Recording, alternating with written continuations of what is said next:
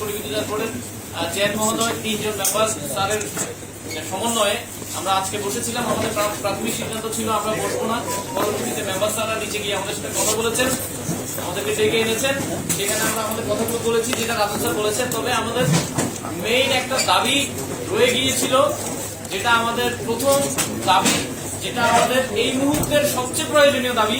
আমাদের সহকর্মী, আমাদের সহযোদ্ধা, আমাদের ভাই যাদেরকে সংযুক্ত করা হয়েছে তাদের সংযুক্তি আদেশ প্রত্যাহার করতে হবে। আমরা বলেছি তাদের সংযুক্তি আদেশ প্রত্যাহার না হলে আমরা ঘরে ফিরবো না। আমরা বলেছি তাদের সংযুক্তি আগে প্রত্যাহার করতে হবে। আমাদের যৌক্তিক দাবিগুলো আপনারা শুনবেন বলেছেন। আমরা বারবার সচিব স্যারকে অনুরোধ করেছি যে আমাদের এই অনুরোধটুকু শুনেন। সচিব স্যার কথা দিয়েছেন তাদের সংযুক্তি আদেশ প্রত্যাহার করবেন। পরে সচিব স্যার উঠে যাওয়ার পরে আমাদের চেয়ারম্যান স্যারের সাথে কথা হয়েছে আলাদাভাবে। চেয়ারম্যান স্যার আগামী রোববার প্রথম ওয়ার্কিং ডেতে, ফার্স্ট ওয়ার্কিং ডেতে আমাদের সংযুক্তিকৃত সবার সংযুক্তি প্রত্যাহার করবেন।